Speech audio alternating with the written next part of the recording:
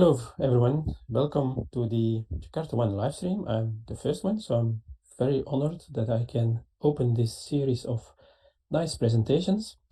And I will talk now about the new Jakarta EE core profile. So what's all about that new core profile? What are the goals? What is the idea about that core profile? And I go in more detail than about two main specifications there, as CDI and the REST specification, and what is CDI Lite and how that is related to CDI Full, and then the Bootstrap API for Java SE of that REST specification of JAX-RS, because that's an interesting one, and you will see you can use it to run your application in an entirely new way, which is very nice. And then I'll talk a bit about modularity and then the runtimes that you can use today about for that core profile or questions. If you might have questions, please put them in the chat. I will answer them at the end of the presentation. But first, let's have a discussion about why there was a need for that new profile and what are the typical use cases. If we look at the evolution of Java EE, well, it started with J2EE actual in 1999. Then that first release contains around 9 or 10 specifications, mainly servlets and the JSPs, AGBs and the remote method invocation and the messaging support. Over time that grew, things were added which were useful on top of those basic sets of specifications. World changed, so annotations came in, for instance, with Java E5s, with JSF and JPA for database access, etc., etc. So in 2009, there was already quite a lot of specifications with the addition of JAX-RS and CDI. So, and it became clear that not everyone needed all the specifications for each application. There were two large groups, HTTP-based applications, and others where you can use like SOAP and remote calls, etc. So then there was a decision the first time to make a split for that web profile, so that you have a subset of all the specifications and that you can have a product, a runtime, which only offers that web profile. Time went by again, and we have then Java EE8, the move to Jakarta, the Eclipse Foundation, and the addition of microprofile to cover for that period where there was no opportunity to change those Java EE codebase. So now we are in 2022, and we are again at the point where we see that that web profile should have been split into different profiles. So a subset of web profile which is geared towards a certain set of applications. So that's the reason why we have core profile now. Because if you see, for example, the micro profile specification, this is based on several of the Jakarta ones, the CDI, the REST ones, and the JSON mainly. And then on top of them, the micro profile ones. So it's not using all the web profile specifications. So it was a bit of a different or a difficult relationship with web profile. It was not easy to have certification for micro profile, for example, because there were no individual tests, only for the web profile as a whole. So that's one of the reasons why there is now that core profile, which is then a subset of web profile, which covers those specifications of the specifications that are used within micro profile, so that it can clearly be based on something nicely aligned. That's of course not the only reason that we see that a lot of applications today, that those what called modern cloud applications, they are just using REST endpoints. So you don't need all the specifications of the web profile. So it made sense that there was a new profile, which was a slimmed down version of web profile, so that you can have more easily microservices because they are smaller, and the smaller the better. It's probably for those kind of applications in a certain way, of course, and don't create a single class as a microservice, of course. Also, other things which are specified in that spec document for the core profile as goals is that there is a mentioning of ahead of time compilation to reduce the startup. There are several ways, of course, to reduce startup. Ahead of time is one of them, and it gets a lot of attention these days, so that's also probably the reason why it is mentioned there. But also modularization, because since we have now only a basic set of specifications where you probably lack a few things, so you need to build your environment, your runtime more in a modular way. You need to mix and match, or you should have that possibility to mix and match what you need. And we will have a few nice examples of that later on in this presentation. So these are the web profile ones, just to give you an idea what is there. Just want to mention there that there are a lot of major changes to specifications due to the breaking changes after the Java X to Jakarta namespace change. It was a good idea to also remove the deprecated classes and methods, which were there already for a long time within Java EE. And then we have now, again, a good basis with Jakarta EE 10 to get started again, now that everything is cleaned up a bit. And you see there on the right, the column in the right is actually make up that core profile specifications. It's mentioned that their CDI Lite is a separate one, but that's actually not true. So let's have a look later more between the relation between CDI Lite and CDI, because that can be a bit confusing in the beginning. So that subset then became core profile, now with Jakarta EE 10. And yeah, as mentioned, you see there the specifications which are using for those typical REST applications. JAX-RS 3.1, you have that dependency injection and CDI Lite, and then you have the JSON processing and binding ones. A few others like annotations and interceptors, and expression language, which I come to that in a moment. But first, is there not missing? Maybe you think, well, where is servlet?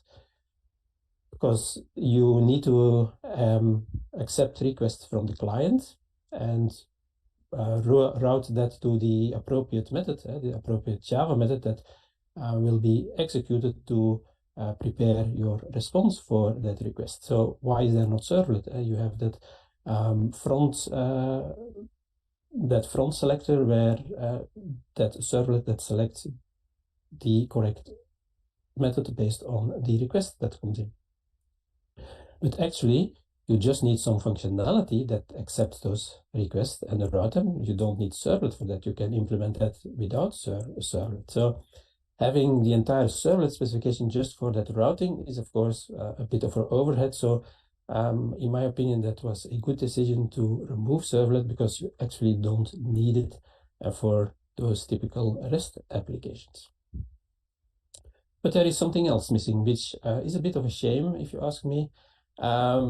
Config did not make it. It was not ready for the release plan. When the release plan was created and voted on, there was config. So the idea that at last we would have something like config in Jakarta. It was already started even in the Java EE times. Then it was put on hold. The microprofile came in with the config one. So that are solutions, but config is also, for example, needed, or expression languages, I guess, linked with JSPs and JSF, which is not there in the core profile. So why is that then there here marked as optional, but it is there in the core profile? I'll explain that in a moment when I discuss CDI and CDI Lite. Then that becomes clear where expression language is there.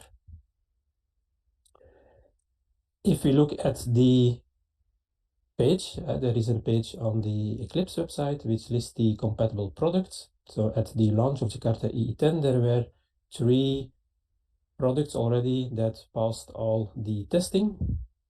At that time, they were alpha and beta versions from Open Liberty, Payara Server, and Wildfly. They passed the TCK test, so they are listed at, from day one at that page.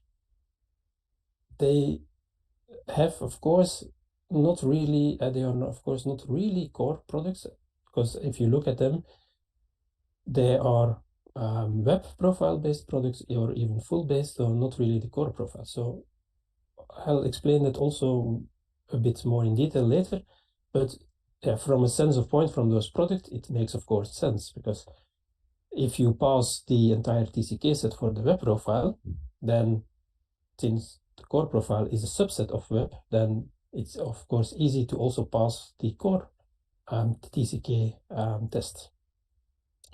So yes, it makes sense that they are listed here because they are actually compatible, but they are not really core profile products, but more on that later and some alternatives and other examples.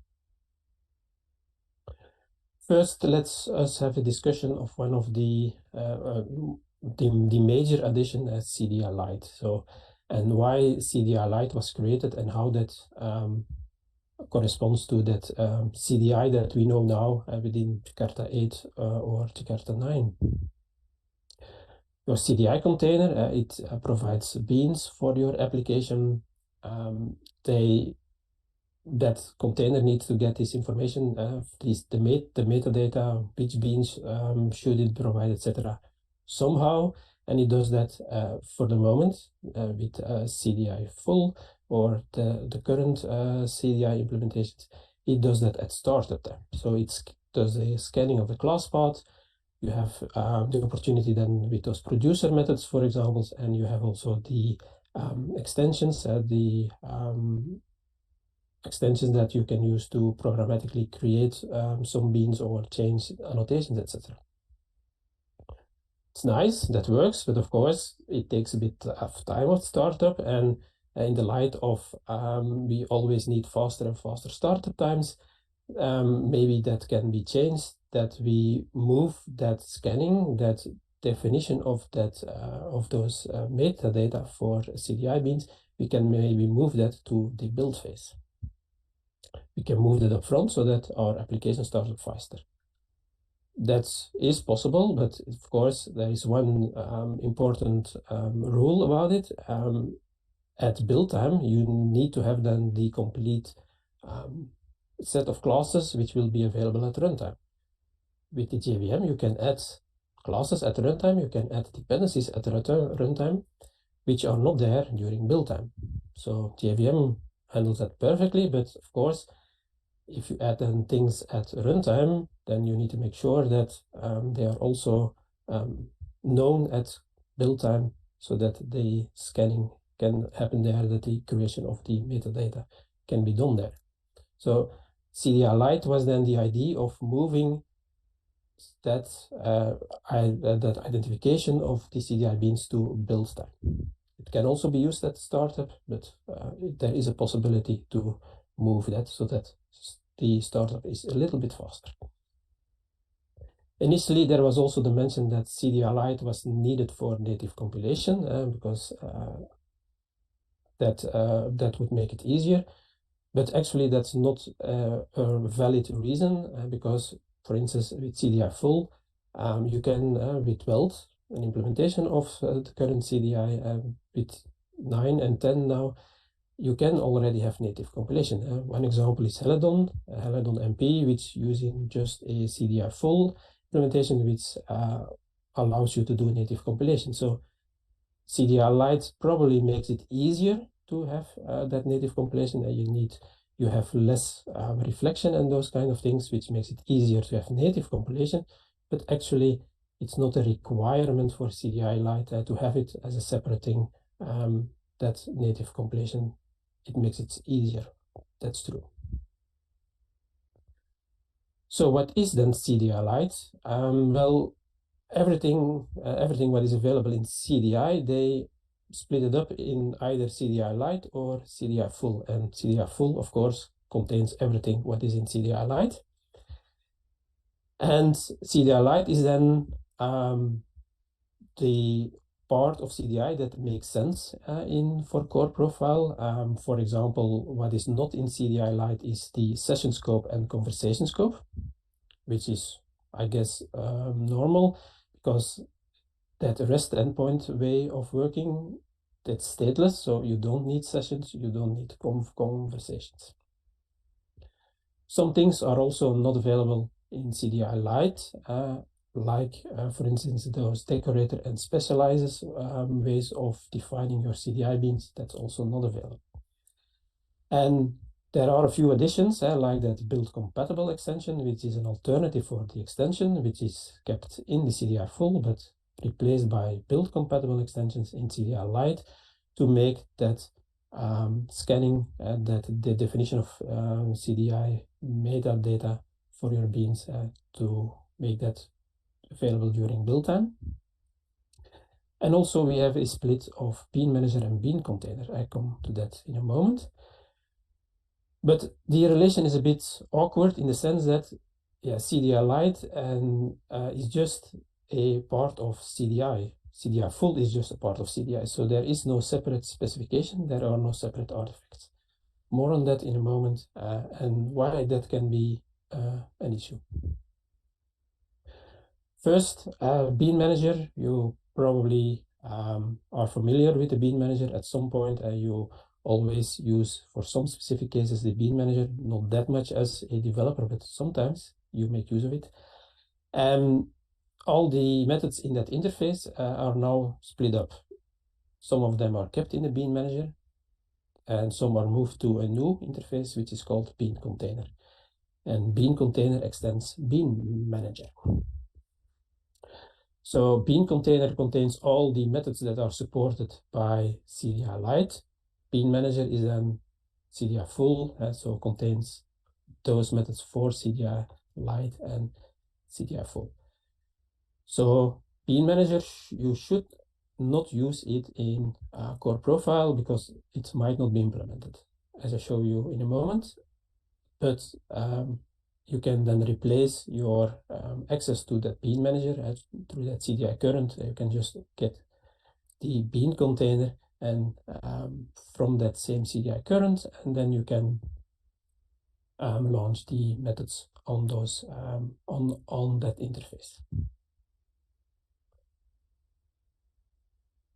This is probably a good point now why I can explain why there is that expression language, because in the BeanManager interface, there are two methods related to the expression language.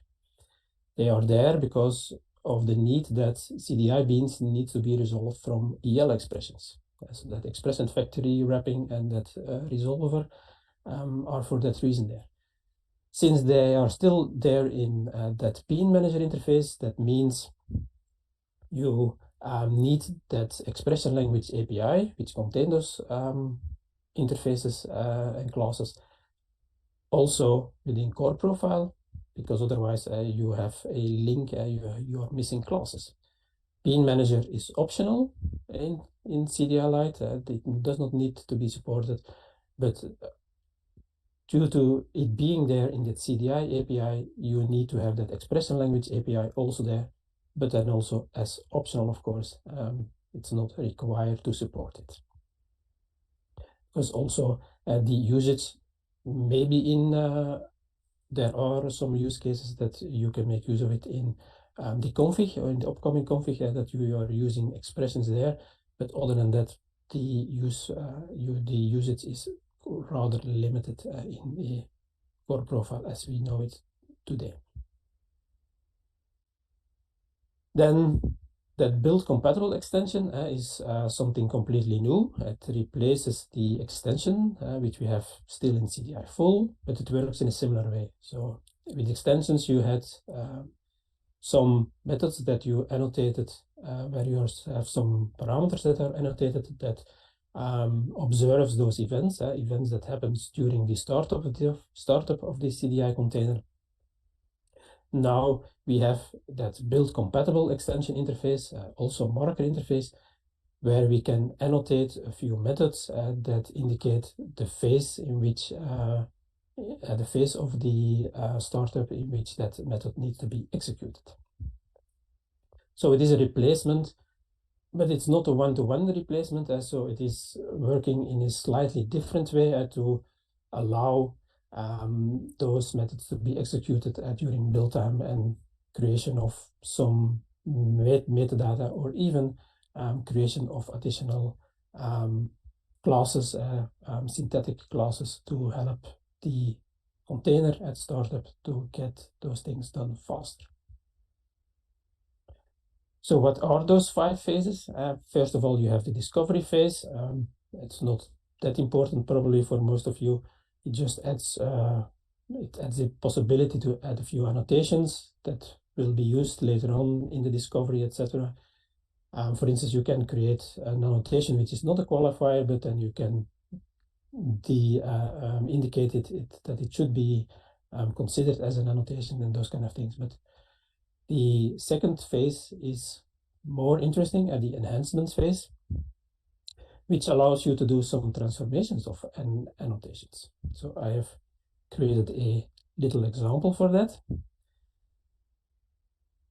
We all know qualifiers. For instance, we have here an instrument interface, and we have the different types of actual CDI beans which implemented interface, but they all have a specific type. So we need to use a qualifier here when we inject this instrument, because there are 3 or 4 beans which match it. So we need to have a discriminator, a label for that bean. But qualifiers always mean we are going to inject something. So the standard CDI specification requires that you also annotate or make use of the @inject in combination with the qualifier. But qualifier on its own already says that we are going to do an inject. So maybe we can forget that inject here in this case of that qualifier by creating a extension which makes use of that enhancement phase. So it's here that BuildCompatibleExtension interface. I annotate a method here that you can, the name you can choose. There are a few parameters allowed, types of parameters, and in this case I'm saying that every CDI bean of type object or one of its subtypes, which means everything, I want to get a call to this method for each of his fields in those classes. And then I can check for all those individual fields, I can check the annotations on them, and if one of them is a qualifier, I'm adding the @inject programmatically to that to the metadata. So that means, although I don't have that @inject, I can run my application here on Java SE. I don't need runtime for that. And the printout is then just, well, not the sound, it's more like the name, but anyway, I can print here. So I have here a CDI being injected, although I don't have inject. Missing, if I rely on the standard, so I'm not executing the actual enhancement, then if I run my application again, it will fail with a null pointer exception, because there is no injection happening, which means that this object is an URL, and then of course we have that nice null pointer exception.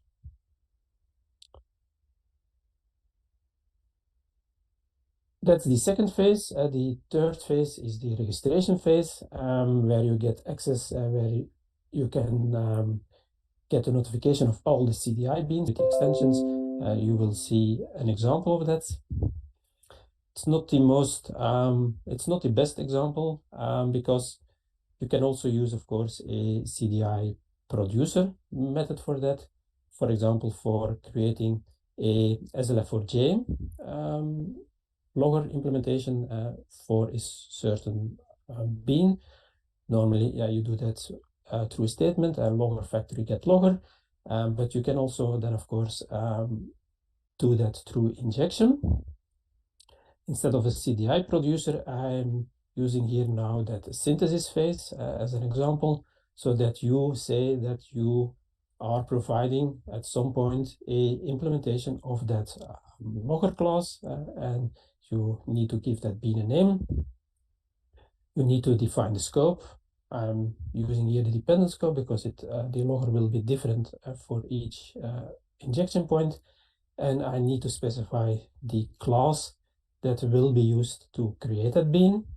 And that class need to be implementing a certain interface, which then has that create method, where I can look up, in the case of a dependent, which is here the case, I can look up that injection point, and when I have that injection point, I can get the declaring class and can use that as the logger name.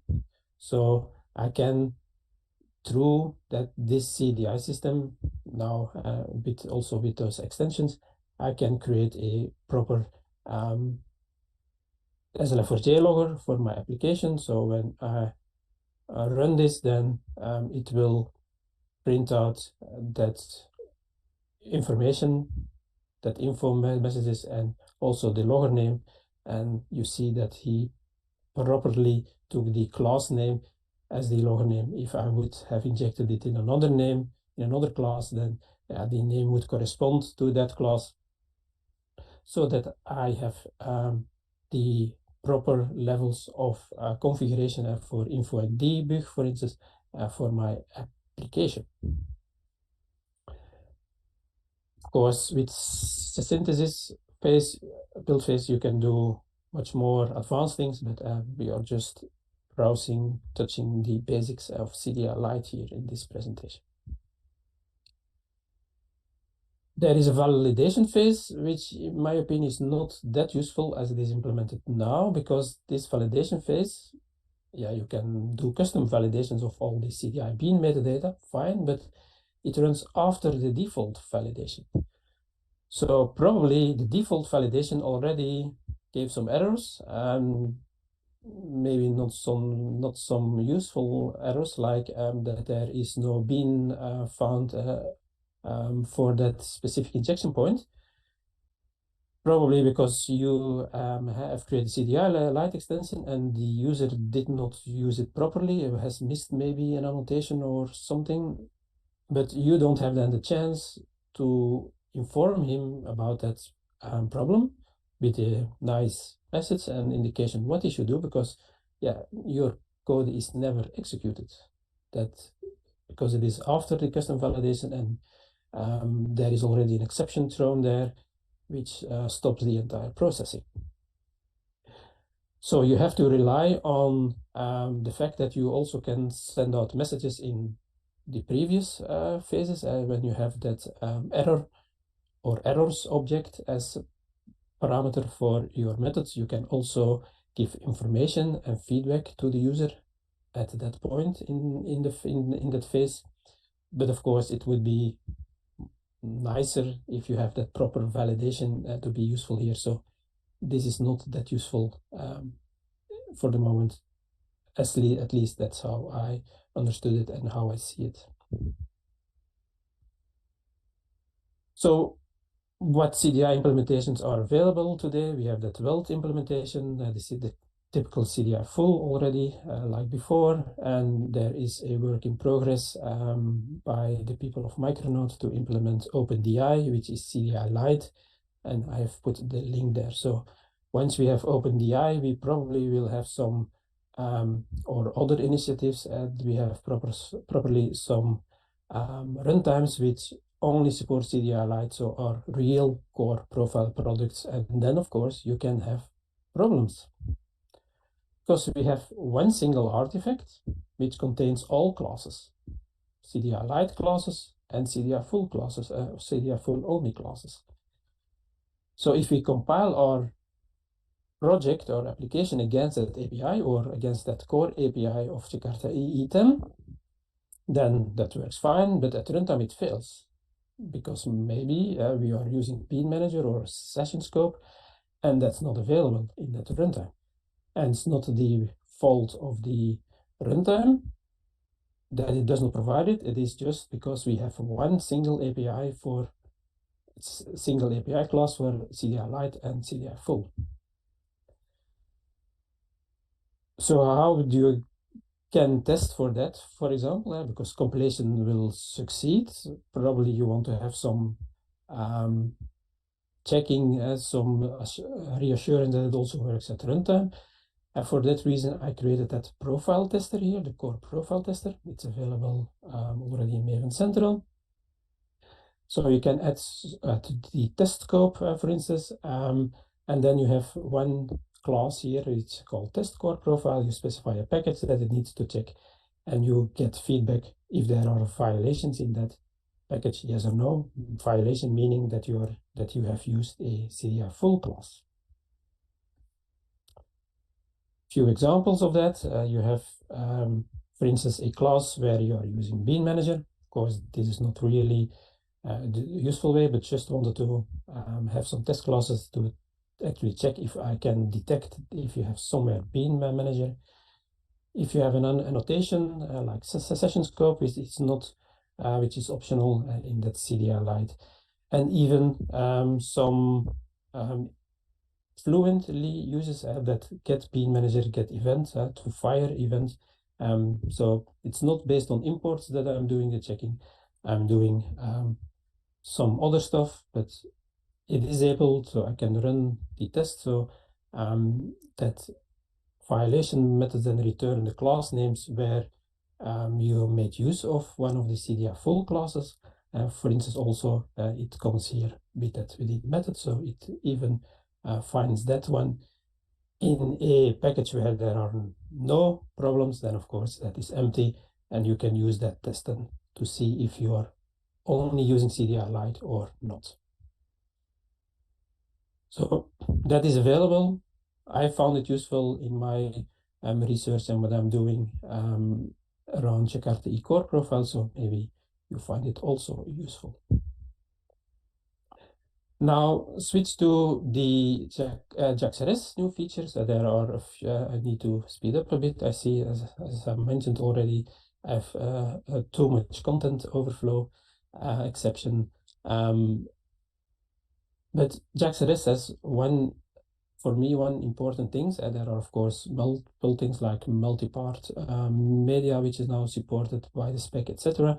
But that Bootstrap API for Java SE is very interesting because you no longer need a WAR file. You no longer need to build your WAR file and deploy it on a runtime. You can directly run your JAX-RS implementation on Java SE with a main method, a public static void main method. With CDI, you can do that already quite some time, since CDI 2.0, which was included in Java EE 8.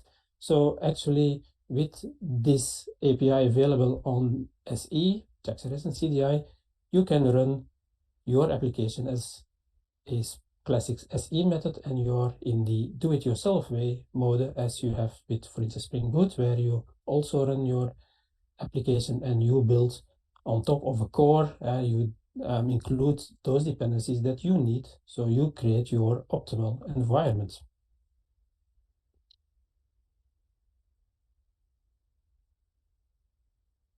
This is the example.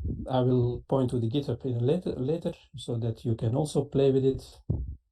You have that core API for your classes so that you have all the APIs available, and then you need the SE version of Jersey and Weld. They are already combined. In your project, you need the, for example, JSON binding and JSON profile processing support, and then you need something that accepts those requests from the client.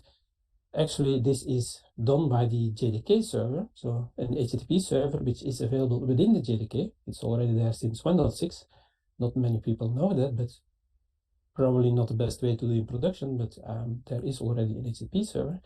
And this one is now used here so that I can create an application as I do it normally with Jakarta. I have that application class here. I have resources where I can return JSON or use the object builder for JSON processing. I can inject CDI classes, and I have just a main method that I can run. Need to configure it through that bootstrap configuration builder, port and context root, for example. And I don't like to define the JAX-RS resources in the get classes method of that application class. So I'm using something Jersey specific, where I can just say this package is the root package. So in this or in sub packages, you find all the JAX-RS resources. I can start it just as any other main method, as any command line. It starts up very fast, a few hundred milliseconds, of course, but I have a fully functional application where I can call, for instance, endpoints for that hello JakartaOne, that hello world one, where I have support for JSON when I type it correctly, and where I also have support for JSON processing.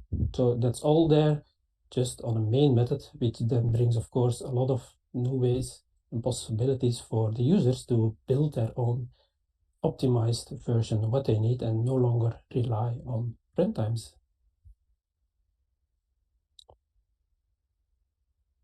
Then, as the last part, a quick look at the modular and the other runtimes which are available or will be available, I assume, in the next year or so. So the modular was a goal of the core profile to help in faster startup, but again, other techniques like class data sharing are probably more efficient to that end. Wildfly has, or the tools of Red Hat in general have the Galleon provisioning tool to create and maintain software distributions, where you can specify, for instance, the layers, the modules that needs to be installed, but actually it install all the binaries, so all classes, all jar packages, only the startup, only the modules that you specify are started. So that, of course, helps that you don't need to start everything, only those things that you need, but still you have all the binaries, which is not ideal. In that sense, OpenLiberty does a bit more, and it's OSGI based. I call it the most modular Jakarta runtime which exists, because there, with that Maven plugin or Gradle plugin, based on that information in the server XML and the features, you can build a runtime environment that only contains those functionality that you have requested. For instance, the specific core profile ones. In beta, it was not yet modular in the sense that it copies also entire binary, but for instance, for Jakarta EE 9.1, that works already. And hopefully when it is in production, they also have a feature which is called core profile, and then you can easily specify a runtime with OpenLiberty, which only has those modules, or can even be modular. So you can even remove JSON binding if you are not using it. Other runtimes, I cannot, of course, give no guarantee at all. It is just what I see happening in the world. I have no confirmation of or any of the maintainers of the next list that I'm going to show you, if they are going to provide a core profile version or not, if it will be certified or not, etc. As mentioned, Helidon MP exists already today. Is version 3 is based on Jakarta EE 9.1. That Helidon MP is more or less the micro profile it is a micro profile specification, so it is more or less aligned with that core profile. It is also very modular, even with the micro profile specs, you can add them individually. So that's a very good candidate if they maybe create a 3.1, which will be Jakarta E10. And then you have a highly modular native compilation available by default, which runs on JDK 17 core profile product. Quarkus announced a few weeks ago that they have started the development of the version 3.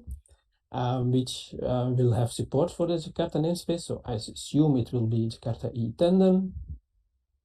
Again, they are already now very modular and support native compilation, so that will stay, I guess, and it will run on JDK 11, they announced. So that's another good candidate for a core profile product, because also they have their custom implementation of CDI, so that will probably a CDI Lite one, so a real core profile product then.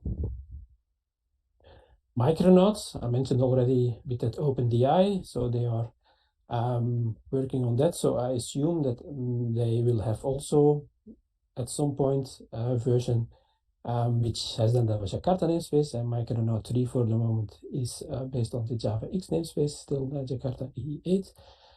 There, or at least I could not find, for instance, that the JSON processing was supported. So, but I assume that will be added. And also, they also have a very modular approach and native compilation. So that's also another possible candidate. This one, Piranha Cloud, has already a version available, which is called Piranha Cloud Core Profile. Since September, they support those specifications of the core profile on JDK 17. Although it is a single artifact, which also includes, as part of the servlet specification, EL expression and bean validation. But although it is a single artifact, it is very small. So I guess that's then not a problem, that it is not really a modular one in that sense. And then, as I mentioned, my own playground, just to get to know that core profile and the capabilities of that running on the as a Java SE program and on the public static void main. I have a version alpha available, which is Jakarta core profile, so EE10. It's also highly modular, and there also no native compilation by default. You can configure it, but it's not provided by default. It works on JDK 11. And the nice thing is that it supports the entire Scala of that Jakarta EE. So you can use it as a runtime where you point it to a WAR file. You can even do remote deployment, like in a server mode, but you can also use it in a Java SE way where it makes use of the same core, which is pure service loader, and the different modules. So there it achieves this highly modular functionality from it, and there are extensions for example, config and security already. So the conclusion, core profile is typical for those REST-based applications. They should be small and modular and support native compilation. We are not there yet, but I guess that will come in the when there is more experience and more development around core profile. But you can easily create your own runtime. So actually, you can do it all yourself. You don't need those products from those vendors anymore. You can do it yourself, but I'm expecting like something like 5 to 10 supporting products by the end of next year. Challenges, of course, there are missing a few critical elements like config as mentioned, but also security and data access. Jakarta data is probably a good point for that, which is in progress, and watch out for CDI Lite pitfalls. This is the link to the GitHub repo, so you can find there all the repositories and the examples. Not sure if there are any questions. I don't see any questions for the moment. There are indeed, I get the confirmation there is no questions. So hopefully everything was clear. I hope that you found it interesting. So thank you for watching this one, and enjoy the rest of the presentations today. Bye.